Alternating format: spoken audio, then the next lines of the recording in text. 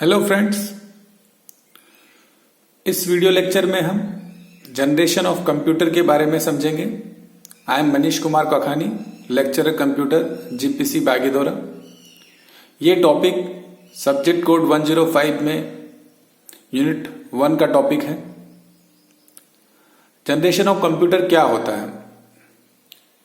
The word generation indicates a state of improvement in the product development process.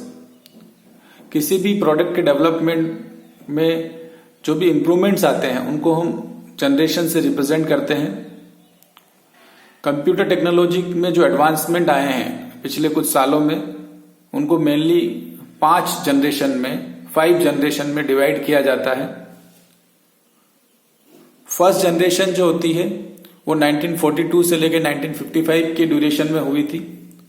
उसका जो main मुख्य feature था वो ये था कि वैक्यूम ट्यूब्स का इस्तेमाल हुआ था कंप्यूटर्स में। सेकंड जनरेशन 1955 से 1964 के बीच हुई थी। उसमें मेनली ट्रांजिस्टर्स का यूज हुआ था।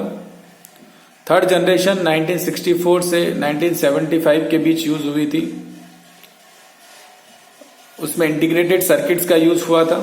फोर्थ जनरेशन 1975 से 1989 के बीच थी। उसमें माइक्रो प्रोसेसर टेक्नोलॉजी का यूज हुआ। और फिफ्थ जनरेशन 1989 से प्रेजेंट तक यूज हुई। उसमें आर्टिफिशियल इंटेलिजेंस का यूज हुआ।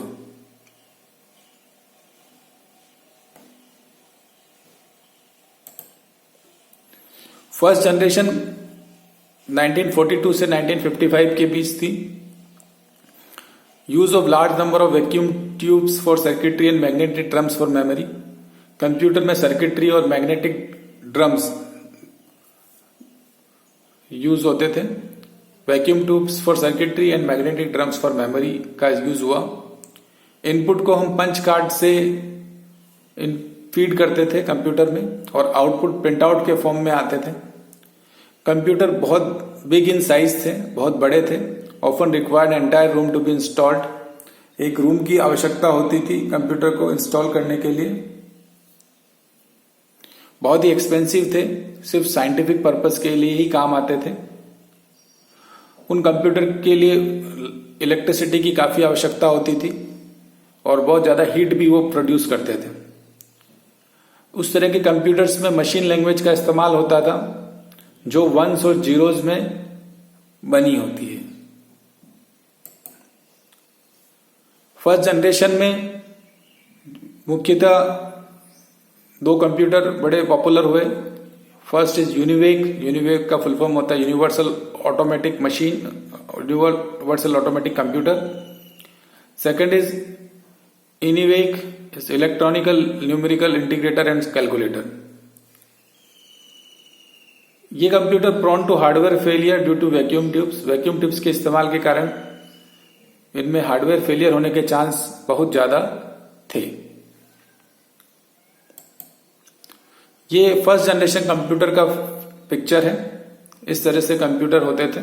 वैक्यूम ट्यूब्स का इनमें इस्तेमाल होता था और ये कंप्यूटर जो थे पूरा रूम का साइज ऑक्यूपाई करते थे।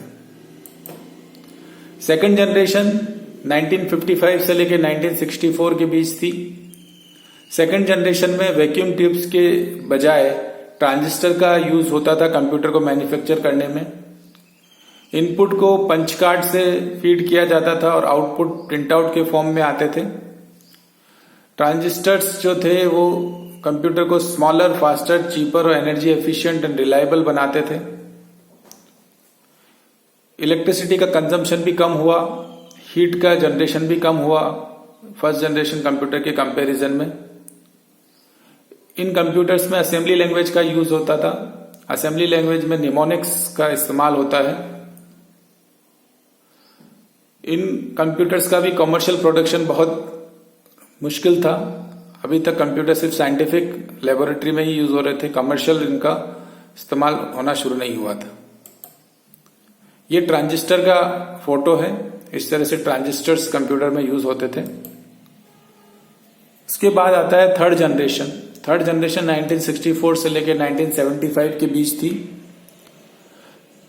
इन कंप्यूटर्स में इंटीग्रेटेड सर्किट का यूज होता है। Integrated circuit basically transistor, register और कैपेसिटर का कंपोजिशन होता है। इन सब का इंटीग्रेशन होता है, इसलिए इसको इंटीग्रेटेड सर्किट कहते हैं। इंटीग्रेटेड सर्किट बहुत ही स्मॉल होते हैं, छोटे होते हैं, बहुत कम एक्सपेंसिव होते हैं, more reliable, faster in operation, consume less power and generate less heat, come heat को जनरेट करते हैं, कम ऊर्जा का इस्तेमाल करते हैं, फास्ट होते हैं, रिलायबल होते हैं, कम एक्सपेंसिव होते हैं इत्यादि। More powerful in terms of processing storage, processing और स्टोरेज के टर्म्स में थर्ड जनरेशन कंप्यूटर बहुत ज्यादा पावरफुल थे। इस समय इन कंप्यूटर्स में हाई लेवल लैंग्वेजेस का इस्तेमाल होना शुरू हो गया था, जैसे कोबोल, फोर्ट्रेन, बेसिक, पास्कल। इन लैंग्वेजेस का इस्तेमाल थर्ड जनरेशन कंप्यूटर में यूज होना शुरू हो गया था। इनपुट कीबोर्ड की मदद से होते थे और माउस की मदद से होते थे।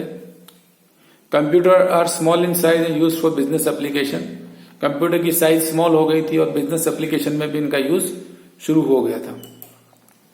इंटीग्रेटेड सर्किट का पिक्चर है ये, इस तरह से इंटीग्रेटेड सर्किट होते हैं। उसके बाद आता है फोर्थ जनरेशन कंप्यूटर, जो 1975 से लेकर 1989 के ड्यूरेशन को कहते हैं। माइक्रो प्रोसेसर वर लॉन्च, मेन फीचर जो इस ड्यूरेशन का था वो माइक्रो प्रोसेसर टेक्नोलॉजी था।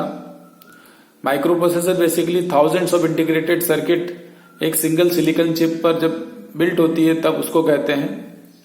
Very fast, smaller, cheaper, less expensive, बहुत ही फास्ट, स्मॉलर, चीपर और कम एक्सपेंसिव होती है।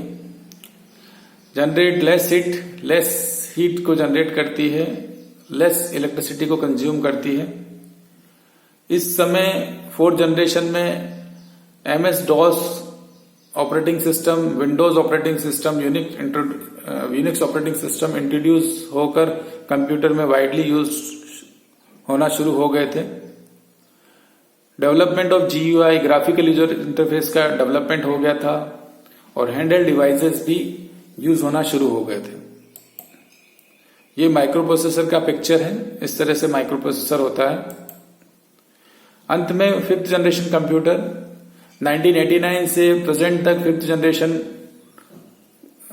को कहा जाता है। मेनली इसमें आर्टिफिशियल इंटेलिजेंस का यूज होना शुरू हो गया है। कंप्यूटर्स में इंटेलिजेंस दी जा रही है।